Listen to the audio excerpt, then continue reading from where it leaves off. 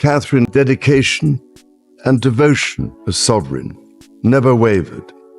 Through times of change and progress, through times of joy and celebration, and through times of sadness and loss.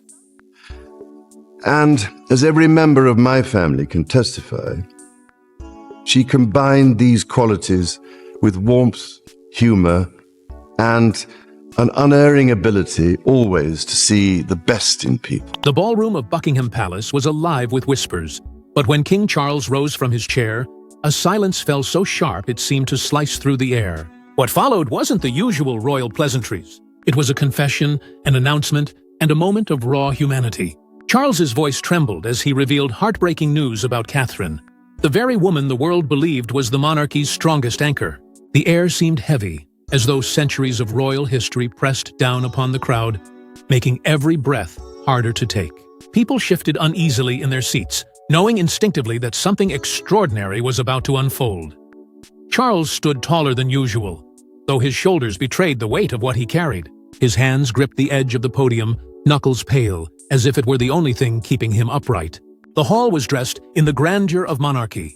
Yet in that moment, it was not the golden chandeliers or the velvet banners that commanded attention. It was the vulnerability of a king, a father, and a man who could no longer hide the truth. Before he spoke, there was a pause so long it felt like time itself was waiting.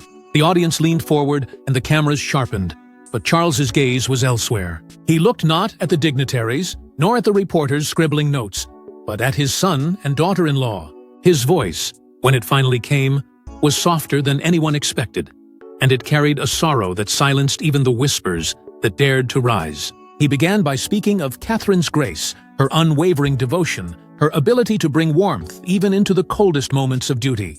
His words dripped with reverence, but there was something beneath them, a tremor that betrayed the storm he was holding back. Those who knew Charles well noticed the falter in his breath, the tight swallow before each sentence. He wasn't merely delivering an address. He was wrestling with emotion, fighting the instinct to shield his family from the prying eyes of the world. The courtiers at the back exchanged wary glances, sensing this was not the carefully rehearsed script they had reviewed. Something deeper was breaking through. The dignitaries shifted uncomfortably as Charles spoke of Catherine's sacrifices. He recalled the weight she carried in silence, the countless times she placed the crown's demands above her own needs, and how her resilience had become a quiet shield for both the monarchy and the family within it. Yet, as his words flowed, he stopped suddenly, his lips parting but no sound escaping. His eyes glistened, and the pause itself was deafening. In that single moment, the hall realized they were not witnessing tradition. They were witnessing truth, raw and unscripted. The tension grew unbearable. Some clasped their hands together, others wiped tears they didn't expect to shed. Never before had Charles allowed the mask of monarchy to slip so completely. This was not the sovereign cloaked in majesty. This was a man fighting to steady his voice, revealing pain too deep to be polished away. And then, with a wavering breath, he spoke words that left the audience stunned. He admitted that Catherine had borne more than any one person should, and that her presence had held together the fragile threads of the monarchy during its most uncertain years. His tone was not one of obligation but of reverence, of gratitude mixed with sorrow. It was clear this was not a ceremonial tribute. It was a plea, an acknowledgement, and perhaps even a farewell. The room felt smaller with every word, as though the walls themselves were closing in on the truth being revealed. The realization that this address carried more weight than any proclamation or decree sent a chill through the audience. The monarchy was not announcing policy or progress. It was revealing its wounds, and as Charles's words broke the stillness, the weight of the monarchy's deepest truths fell upon Prince William, who stepped forward with his own confession that left the room gasping. When Prince William took the podium, the entire nation leaned in. His face, pale yet determined, carried the burden of both a prince and a husband. This was not the voice of protocol. It was the voice of a man speaking through tears. What William revealed about Catherine's struggle was something no one expected, and it shattered the image of untouchable royalty. Every step he took forward carried the weight of generations. But it was his trembling hands that told the true story. For the first time, the heir to the throne stood not as a polished statesman, but as a man stripped bare by love, fear, and the cruel hand of fate. His voice quivered as he began, a thin thread of sound that cut through the tense silence. He spoke first not as the Prince of Wales, but as a husband, his words heavy with admiration and reverence for the woman beside him. Catherine, he said, had been the anchor of his life and the crown's greatest blessing. A figure who embodied both strength and grace, even when the world had no idea of the storms she was enduring behind palace walls. His tribute was not rehearsed grandeur. It was raw, heartfelt, and personal, and those listening could hear his struggle to hold himself together. Then came the revelation that left the room gasping. William admitted what many had long speculated, but few dared voice. Catherine had been fighting hidden battles that went beyond the smiling photographs and graceful public appearances. She had carried her suffering in silence, shielding not only her family, but also the nation from the depth of her pain. His words pierced through the carefully constructed image of resilience and perfection that royalty so often demanded. For the first time, the cracks in that image were laid bare, and they told a story of sacrifice too great for any one woman to bear alone. William's confession did not end there. He spoke of sleepless nights, of the toll it had taken on their children, of the agony of watching the woman he loved most struggle under the crushing expectations of the crown and country. He admitted that their family had been tested in ways no title or tradition could ever prepare them for. His honesty was staggering, a prince confessing not strength, but vulnerability. His eyes grew wet as he paused, the silence between his words nearly unbearable. When his voice finally cracked, it was not weakness, it was a moment of truth. Gasps rippled through the hall, mingled with muffled sobs and whispered disbelief. Some in the audience wept openly, shaken by the sheer humanity of a moment that peeled away centuries of protocol. What had begun as a royal address had transformed into something far greater. A father, a husband, a son, standing before the world, and admitting that even the monarchy's brightest star had been burning herself to keep everyone else warm. Yet even as William's words broke hearts, it was the glimpse of Catherine herself, silent, dignified, yet visibly shaken, that turned the announcement into a moment the world would never forget. She said nothing, but her silence spoke volumes. Catherine sat poised, every inch the Princess of Wales, but her eyes betrayed the truth. Behind the calm exterior was a woman who had endured battles far from the cameras, and tonight, those battles were no longer hers alone to bear. The hall, filled with dignitaries, press, and members of the royal family, seemed to tilt its focus toward her, as though all the words spoken by Charles and William had been leading to this single moment of stillness. The silence was not emptiness, it was authority, the kind that commands without a sound, and it pierced deeper than any speech could have. Observers noted immediately that Catherine's choice to remain silent was deliberate. She had declined to address the gathering, even though she was the subject of every word spoken that night. It wasn't hesitation or inability, it was resolve. For Catherine knew that silence, carefully held, could be louder than declarations shouted into microphones. Her composure became a mirror, reflecting back to the world the strength she had nurtured in private, far away from palace balconies and public ceremonies. Even as the revelations about her health and sacrifices rippled through the room, she remained upright, calm, dignified. But the faint tremor in her eyes told a story more heartbreaking than any statement could have conveyed.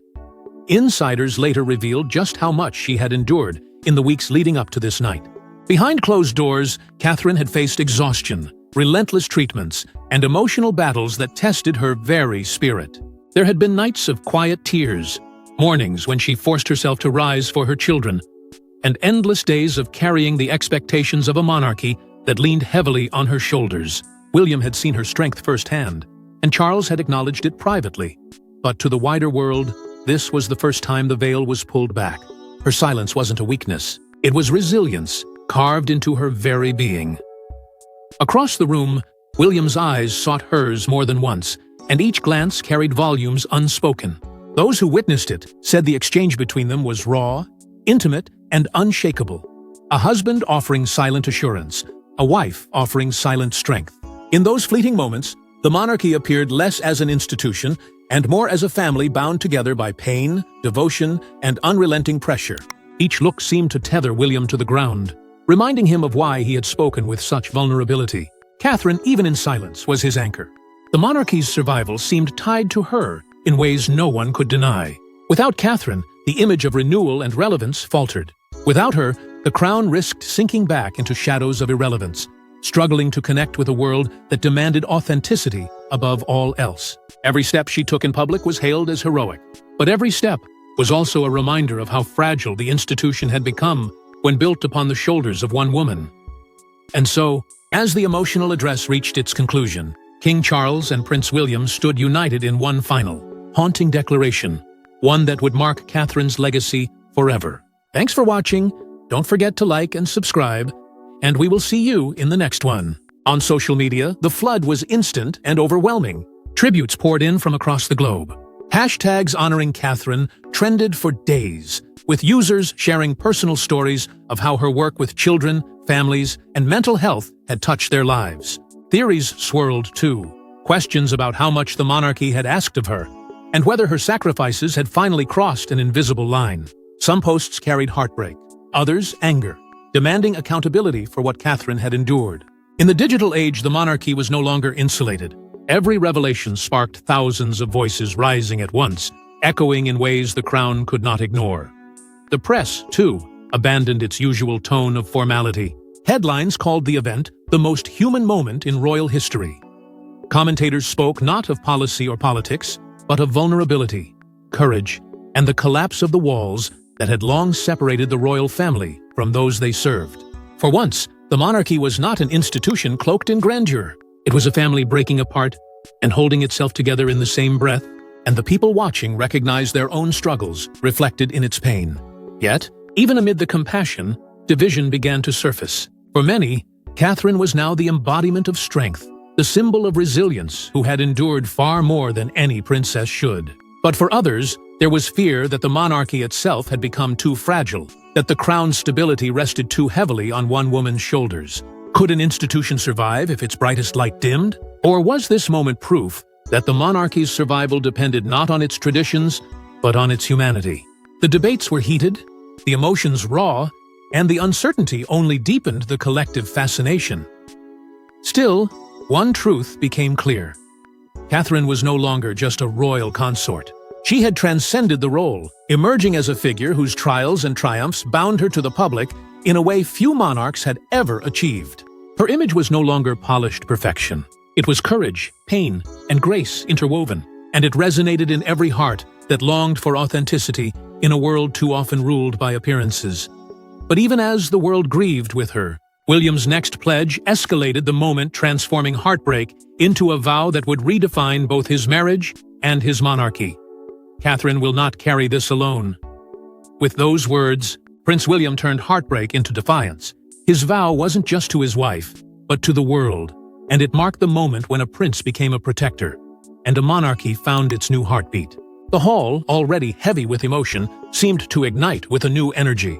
His voice, once breaking under the strain of sorrow, now carried fire, the determination of a man who refused to let the weight of the crown crush the woman he loved most. What began as grief was transformed into resolve, and every ear strained to catch his next words. William declared without hesitation that he would stand by Catherine no matter the cost. No crown, no title, no tradition would outweigh the duty he felt toward his wife. His words were more than sentiment. They were a shield, drawn before the eyes of the world. He would not allow her to be consumed by the same unforgiving forces that had broken so many before her. And in that promise, the heir to the throne revealed himself not just as a future king, but as a husband ready to defy centuries of silence. He went further still, pledging to share the responsibilities that had so often fallen disproportionately upon Catherine's shoulders. He vowed that her well-being would not be sacrificed on the altar of royal duty, and that the monarchy would move forward together, united not by protocol, but by partnership. His tone hardened as he spoke of the pressures that had nearly suffocated her, pressures that, he admitted, no single person should ever be forced to endure. His declaration shattered the illusion of invulnerability and replaced it with a vow of protection, one that could not be ignored. Then came the announcement that carried the air of renewal. William revealed plans for new joint projects, initiatives that he and Catherine would lead side by side. No longer would she bear her causes alone. The two of them would merge their strengths, spearheading programs in mental health, environmental stewardship, and early childhood development as one united front. In this pledge, William reframed the monarchy not as a rigid hierarchy, but as a partnership rooted in shared conviction. The audience listened in awe as the future king sketched a vision of a crown powered not by distance, but by closeness. Yet the most piercing moment came when William's voice softened, and he spoke of their children. His words carried a father's love, tender and unguarded. He described a future where George, Charlotte, and Louis would grow up seeing not sacrifice, but balance, where duty would not strip away humanity, and where the example set by their parents would be one of strength grounded in love. The image he painted struck deep into every heart in the room, reminding them that behind the royal facade stood a family determined to protect its own. In that instant, William quietly challenged the very traditions that had defined the monarchy for centuries. By placing family above protocol, love above expectation, he shifted the axis of the crown. It was not rebellion, but it was unmistakably a signal that a new era was taking shape before the eyes of the nation. The risk of such defiance was great, but the sincerity in his voice made it impossible to question his resolve. The crowd, overcome with emotion, rose to their feet in a rare and thunderous standing ovation. Applause thundered through the hall, not out of formality, but out of genuine belief in the man who had turned grief into defiance, fear into courage, and silence into a vow. It was a moment that electrified the monarchy, redefining its purpose not through ceremony, but through love. And yet, behind William's vow lay a deeper fear, because even promises of love and loyalty could not shield Catherine from the next revelation that shook the dynasty. Behind the applause and vows, palace insiders whispered of a hidden truth. Catherine's struggle wasn't just about duty, it was about survival, and the monarchy, already fragile, feared what her absence could mean for its very existence. The cheers from the hall echoed with hope, but in the corridors of power, the silence that followed told another story, one woven with unease, uncertainty, and dread. For while William's vow had lifted hearts, the reality was darker than the public could yet see. Catherine's resilience, though inspiring, masked a fragility that threatened not just her life, but the stability of the crown itself. Those closest to the royal household spoke in hushed tones of Catherine's ongoing health battles. Though she had faced them with remarkable grace, the toll was undeniable. Treatments had left her weary, her strength tested time and again. Behind closed doors, there were days when her body could not keep pace with her spirit. Days when the demands of royal life weighed heavier than any crown. Yet, she continued to stand tall before the public. A choice that inspired millions, but terrified those who saw the risks it carried. The applause may have celebrated her endurance, but within the palace walls, it was her vulnerability that cast the longest shadow. The fear of a monarchy without Catherine was palpable. She was more than William's partner. She was the public face of modern royalty, the bridge between centuries-old tradition and the values of a new age. Without her presence, the institution seemed unthinkable. Courtiers admitted in private that no figure could replicate the bond she had forged with the people. She had become the monarchy's symbol of authenticity, its embodiment of empathy, its proof that the crown could still inspire rather than merely endure. And yet, the possibility of her absence loomed like an unspoken prophecy, one that no one dared to confront openly, but which haunted every whispered conversation.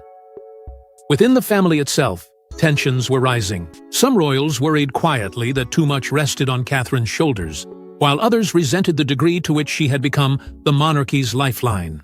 Questions hung in the air. Could the crown survive if her health faltered?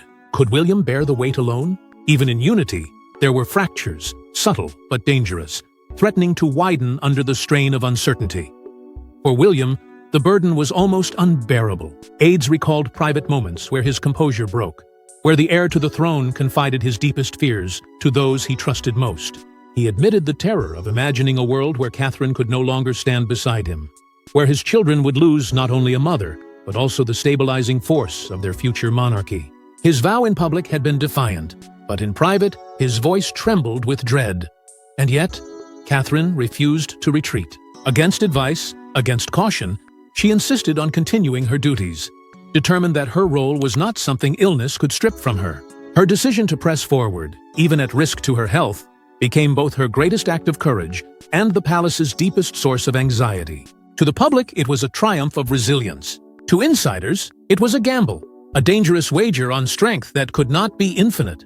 The audience, stunned by her composure, could barely contain their own emotions. Tears streamed down the faces of onlookers as they grappled with the contrast between her regal bearing and the fragility that flickered just beneath it. The people saw not just a princess draped in responsibility, but a woman of flesh and blood, carrying burdens she should never have had to bear alone. The whispers grew louder outside the palace, with many remarking that this moment had revealed more truth about the royal family than years of polished speeches ever had.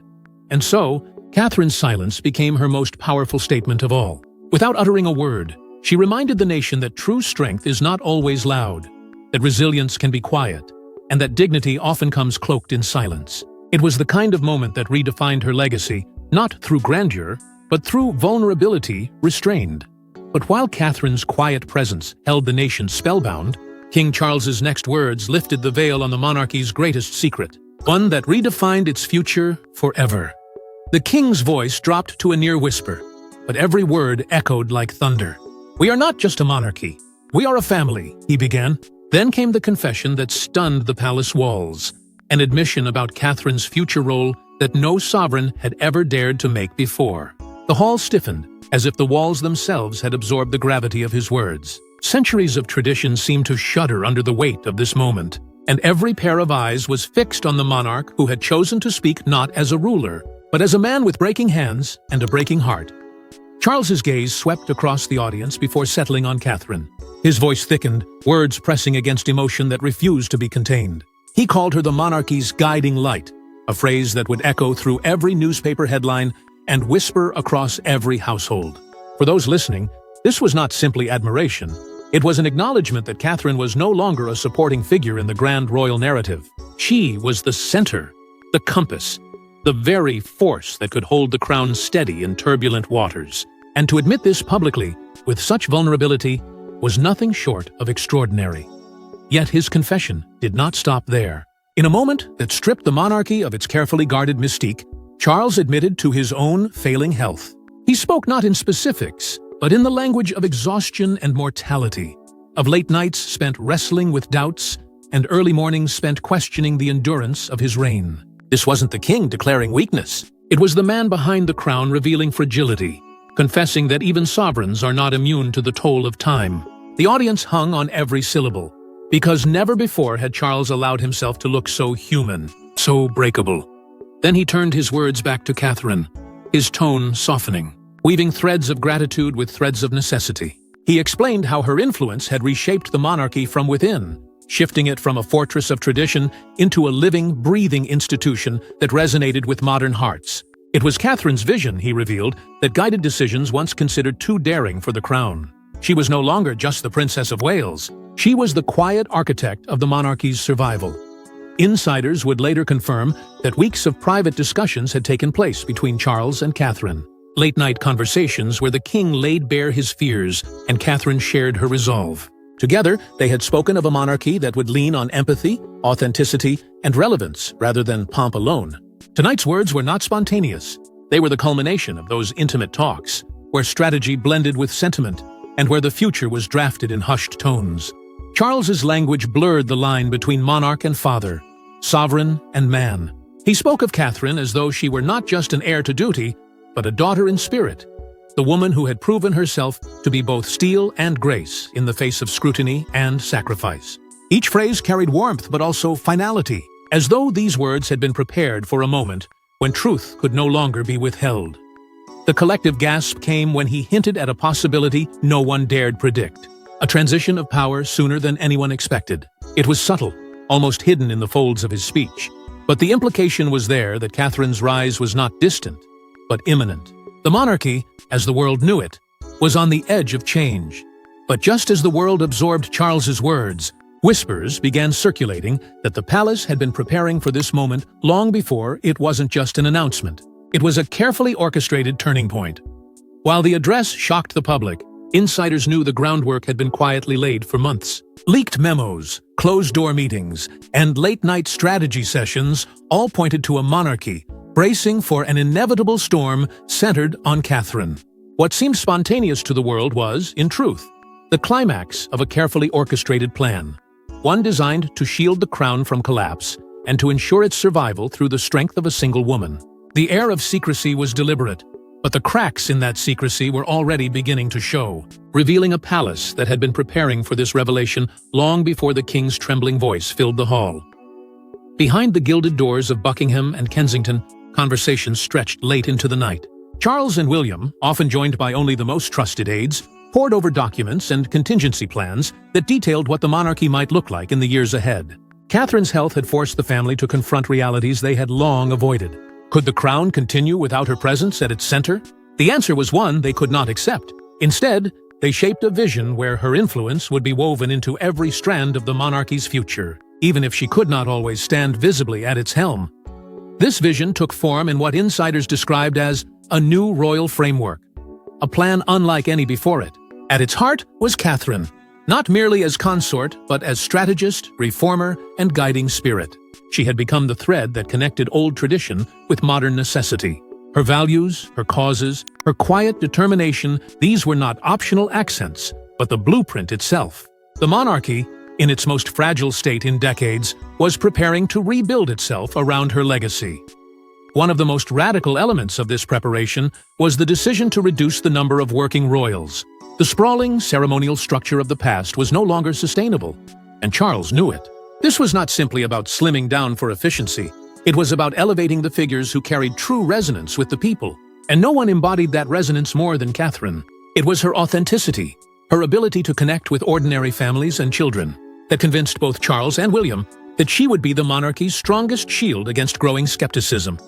Yet, even within the palace, whispers began to spread.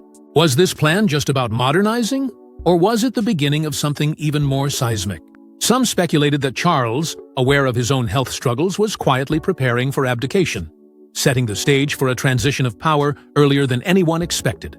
His public praise of Catherine, paired with his private reliance on her vision, fueled rumors that he was positioning her and William not as heirs waiting in the wings, but as leaders ready to step forward sooner than the world imagined.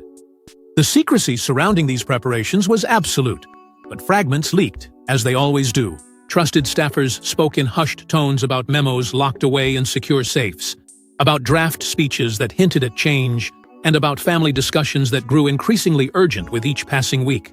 The monarchy was not merely reacting to Catherine's condition, it was reorganizing itself around her survival, her influence, and her ability to embody values that resonated far beyond palace walls.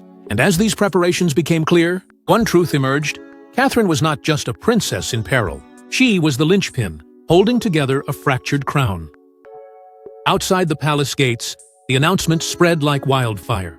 Crowds gathered, some in tears, others in shock. Across Britain and the Commonwealth, people asked the same haunting question. Had Catherine, the monarchy's most beloved figure, sacrificed too much for the crown? The words spoken inside Buckingham Palace had rippled far beyond its gilded walls, igniting emotions in streets, towns, and cities that had long carried a complicated relationship with royalty. What had once been pageantry and spectacle now felt deeply personal. Catherine's pain, her resilience, her silence belonged not just to the royal family, but to the people who had come to see her as their own. In London, outside Kensington Palace, hundreds lit candles that flickered against the night. Strangers who had never met joined hands, united in a grief that felt almost familial. The vigils spread across the country: Edinburgh, Cardiff, Belfast, all glowing with silent prayers for the princess who had come to symbolize hope. Some carried flowers, others photographs of Catherine with her children, all laid carefully at palace gates, as if to form a protective shield around her. People whispered to one another not about royalty as an institution, but about Catherine as a mother, a wife, and a woman whose suffering had been hidden behind duty.